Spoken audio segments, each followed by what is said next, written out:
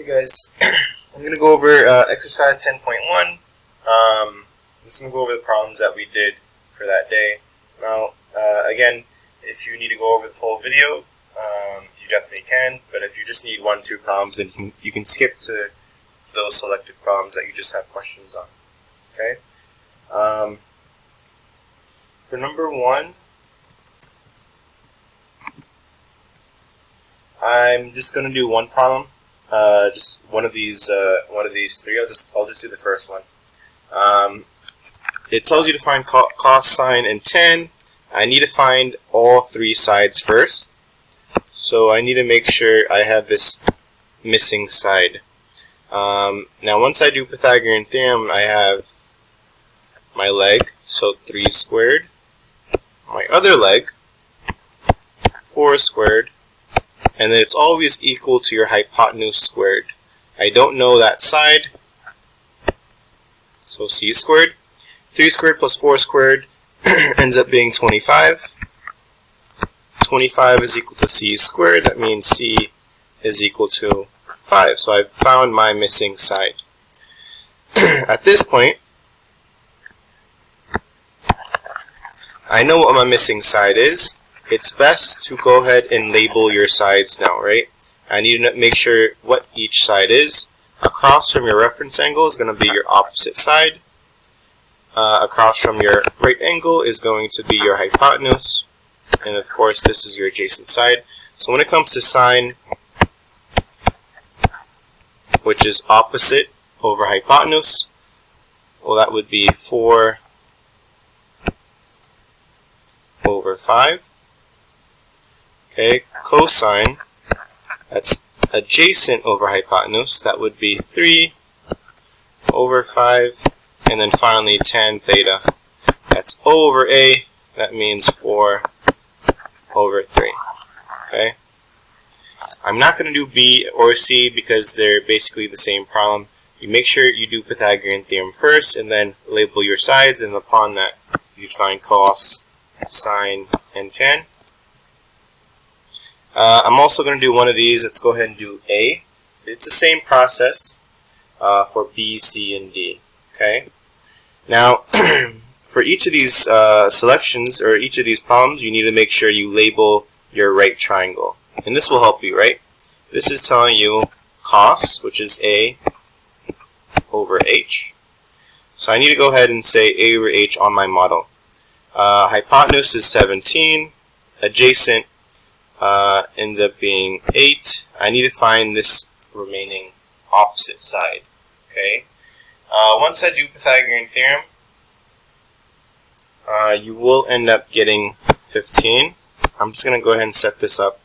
Again, I have Pythagorean theorem is a squared plus b squared is equal to c squared. Your two legs, which is 8 plus, well, I don't know my other side, is equal to 17 squared. That's how you end up getting 15 as your remaining side. Okay. Now that I have my opposite side, I can go ahead and tell myself, well, what is sine? Sine is opposite over opposite over hypotenuse. That means 15 over 17, and then tan, which is opposite over adjacent. That's 15 over 8. Okay. I'm just going to do A just for the interest of time. Okay, number 3. Given that sine theta is equal to 1/2, find the value of sine theta times cosine 9 minus theta. Okay, so we are given sine theta is equal to 1/2. Okay, the best thing you can do right now is go ahead and make your model, and then start labeling your sides. Again, it doesn't matter, just for this exercise, it doesn't matter where you put your reference angle, as long as you have a reference angle to work off of. Okay, remember this is opposite over hypotenuse, so I know the following, right? I know opposite is 1, I know hypotenuse is 2. Once I do Pythagorean theorem, I will end up getting square root of 3 here. It does ask you what cosine 90 minus theta is. Now if this is theta, and this is my right angle, I know that this is my 90 minus theta. Okay? So let's see what we have. Sine theta times cos 90 minus theta. Well, I know sine theta already is 1/2. That's what it gave me. What is cosine 90 minus theta? Well, 90 minus theta is right here. Cos is adjacent over hypotenuse. That means adjacent over hypotenuse. Again, I'm using this as my reference angle. That would also be 1/2. 1/2 times 1/2 ends up being 1/4. Okay? Alright. Again, same idea. I want to make sure I have my model, because it does give me tan A is equal to 2. A being your reference angle. Okay? Now again, just for this exercise, it doesn't matter where you put your reference angle. Okay? It does say, so let's say tan A is equal to 2. Let's make that 2/1, because I know each of these means something. I know this would be opposite. I know this is adjacent. Okay? So opposite over adjacent, I know this would be 2. And I know that this would be 1.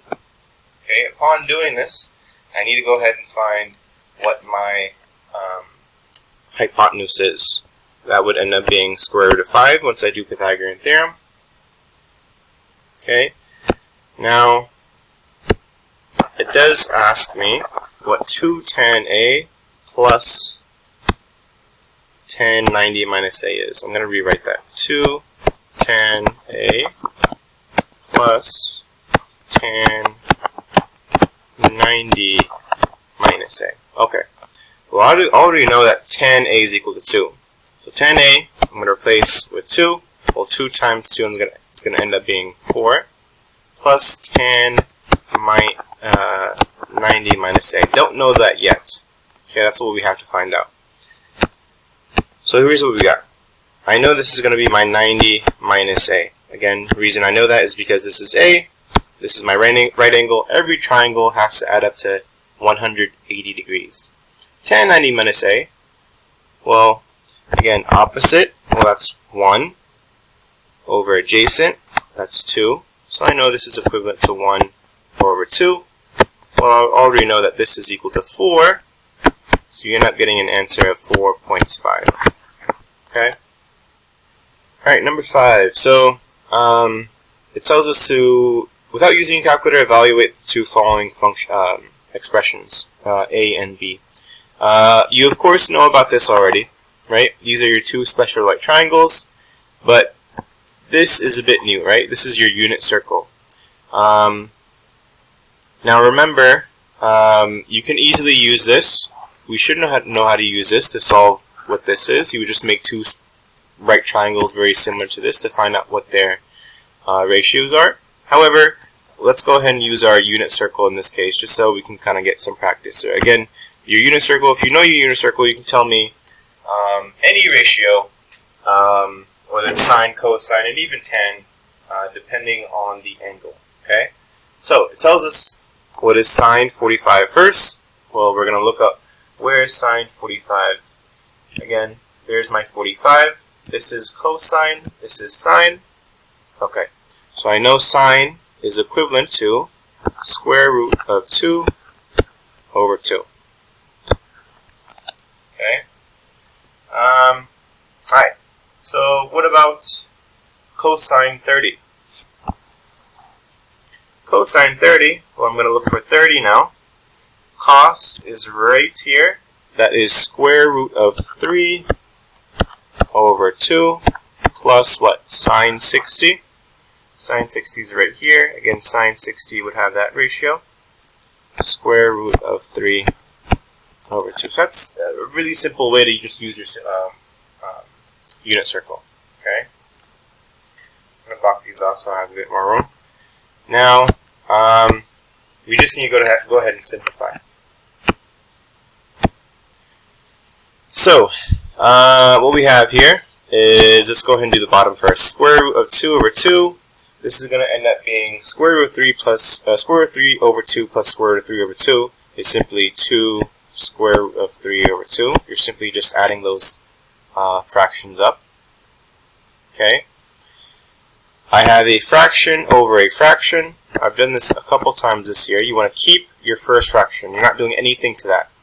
You want to change division into multiplication, and then really the only fraction you're changing is, in this case, that you're flipping that. Okay? So this is going to turn out to be square root of 2 over 2. We're changing division into multiplication, and then we're flipping that fraction. Okay. Now go ahead and multiply across. This ends up being 2 square root of 2. And I have 4 square root of 3. Okay. I can simplify this into square root of 2 over 2 square root of 3. Okay. At this point we have a radical on the bottom.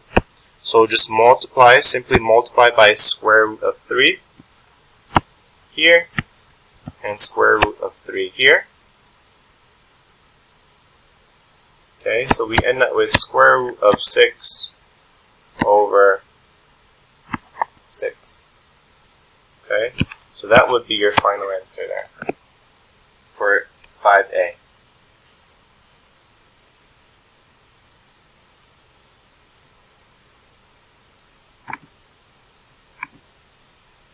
Alright, letter B. Now we can still use the unit circle, but it's a bit harder because you have to do sine over cos, which again can sometimes be a bit easier, sometimes it can get a bit harder. For tan 45, again, let's start making our triangles. That would be, I think, the fastest way to do this. Of course, 45, I have 1, 1, and square root of 2. So if I'm saying over A, well, over A would simply just be 1, right? Now, tan 60. We know that we need to, tan 30 and tan 60, we need our 30, 60, 90 triangle. So let's make this 30.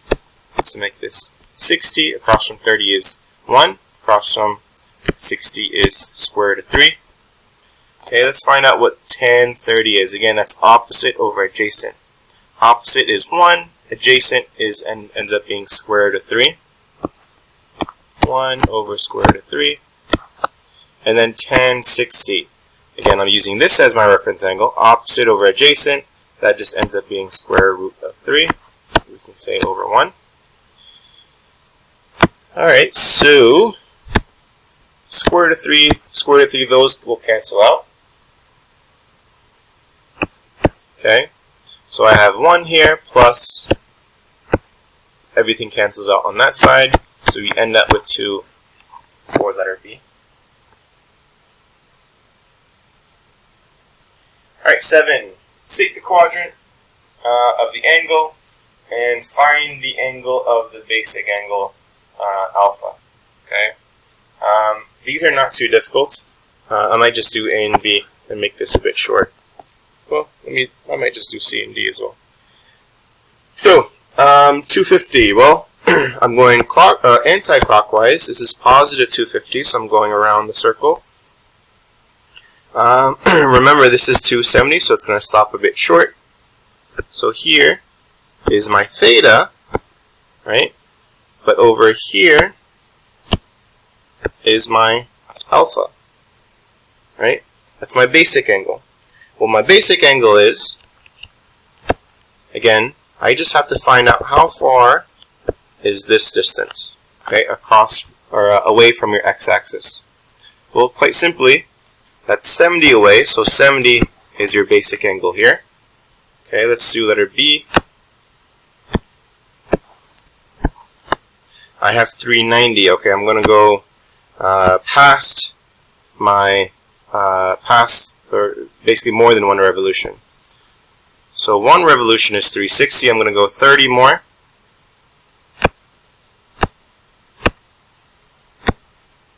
So again, you're simply just asking, how far is this distance right here away from your x-axis? Okay, that would be 30. Okay, I'm going to go ahead and erase what I have here so I can do C and D. So for C and D are both negative values, so we're going to go in the opposite direction, right? Let's do C here. I'm going negative 60, so I'm going in the clockwise direction, 60 degrees. Again, all you're asking me is how far is that distance there? That would be 60. And then for D, I'm going a bit more. I'm going past 90 and a bit more towards negative 100. Again, your theta is equal to negative 100, but that's not what I'm asking you. I'm asking you how far is it the distance away from your x-axis, the shortest distance away from your x-axis. That will end up being, what, 80? Okay. Again, this would be in your third quadrant. This would be in your first quadrant. This is your fourth quadrant. And this is finally in your third quadrant. Okay, that's 7.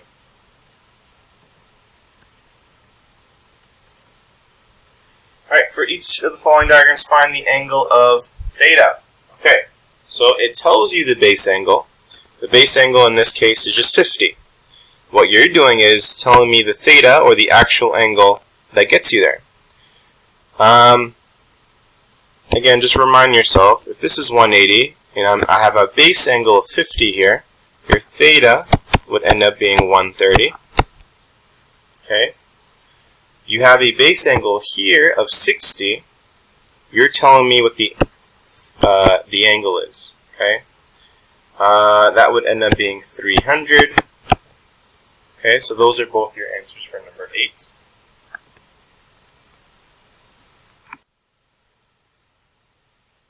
Alright, C and D. Okay, this is going to be 210. Okay, at this point you probably have the idea of this. This one right here is a bit different because it's going in the it's going in the negative direction. Okay, so it's going to have a negative theta. So my theta, again, it's going in the negative direction. Just ask yourself how far is it away from negative 180 in this case. It's 45 away from that, so your theta is going to end up being negative 135 degrees. Okay, 9. I might just do one of these because basically I don't want to take too much time, but let's go ahead and do B just for this case. I'll tell you the answers for A and B as well, or sorry, A and C as well. Alright, it tells you the base angle.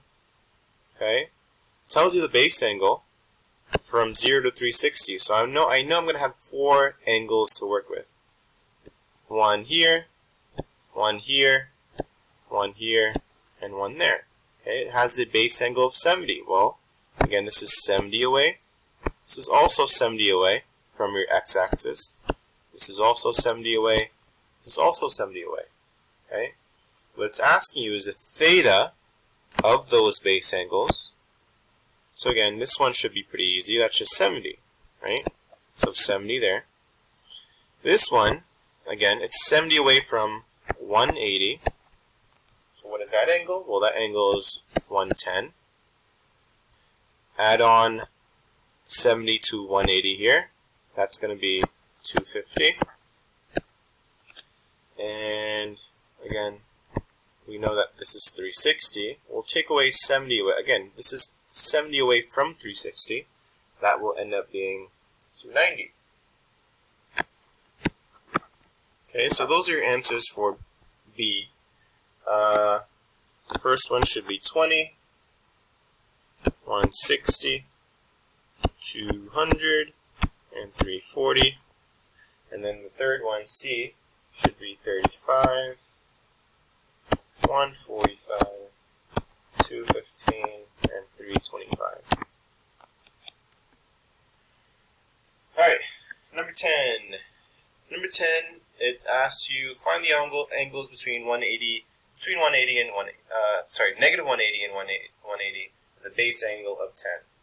How I would do this? Now again, you have might be best to put this in two graphs, but I'll just do one for this case. So it has a base angle of base angle of 10. Okay. Here. How about we make two? Because I don't want to confuse anyone. All right. I know I'm going from 0 to 180, like that. Okay. I also know I'm going from 0 to negative 180. So like this. Okay. I have base angles of 10 for those basic sections from Q1 to Q2, and then Q3, Q4, obviously the theta being negative in there. Okay. So base angle here is 10. Base angle here is also 10. And again, base angle here is 10 as well. Base angle here is 10 as well. Okay. So we just have to find these values, right? Let's do the first one, this one first. Again, this was from 0 to 180. My first angle, of course, is 10. My second angle, again, that's 10 away from your 180. That's going to be 170. Alright, that was pretty easy. Second phase, where this is situation number 2, has 0 to negative 180. Right? So, what would this be? Again, I just need to find the base angle as well. If I'm going negative 10, again, this is 10 away from your x-axis, that would have a value of negative 10 degrees. And again, this is 10 away from your x-axis, okay, but it is in quadrant 3, so this would be a negative 170. Again, you're just determining what this theta is, this right here. Okay, so here are the 4 values that you should have for number 10. Okay, number 11. I think for most of my classes, I did A with you. So I might not do A. Again, I just want to do one of these just to shorten the time on this video. Let's go ahead and do B. Since most of you maybe didn't see B with me. Okay, so given your angles between negative 360 and 720. So we're talking about a lot of space there. Your base angle is 80 degrees. Find what your angles would be considering your base angle of 80. I would encourage you, since we're dealing with a large landscape, let's have one situation where it has 0 to negative 360. So I'm going to make that over here. And the other situation where it's 0 through 720. Okay, you might make this a bit more simple. So, 0 to negative 360, that goes all around like that. So that's 0 to negative 360. I know I have a base angle of 80. Okay, where's my base angle? My base angle ends up being quadrant 3. So, my base angle is going to be in quadrant 3, and it's going to be worth 80. Okay? So again, you just have to ask yourself, again, my picture wasn't that great, but you just have to ask yourself, how far is this? So I'm going negative 90, and then an additional 10, right? Because I know this is 10 away from, or sorry, 80 away from your actual x-axis. So how much is this yellow part worth? Well, that yellow part is simply just worth negative 100 degrees, right? Okay, so that's, again, that's from 0 to negative 360. Well, how about we do 0 to 720? Okay, so I'm going in the positive direction now. I'm going to go around twice. Okay, so I'm going to go around twice. Again, I'm going to have the same situation where my base angle is in the third quadrant for 80. Okay, so again, this angle has a angle of 80. Okay, so again, you kind of have to do this a couple times, but again, I'm going in the positive direction now. So if I go once, that's 90, that's 180. Again, I'm going to add another 80 to figure out what my theta is. Okay, so I went 180 plus 80. Well, that has a value of 260 degrees. And I'm going to have to go around this twice, right? So I went around once, I'm going to have to go around another time to hit this one more time. Now I went another time, one more revolution, so I'm simply just going to add 360 to what I had here, right? 360 plus that will end up being 620. Okay, so here are your three answers. You should have three answers, the ones I boxed up right there.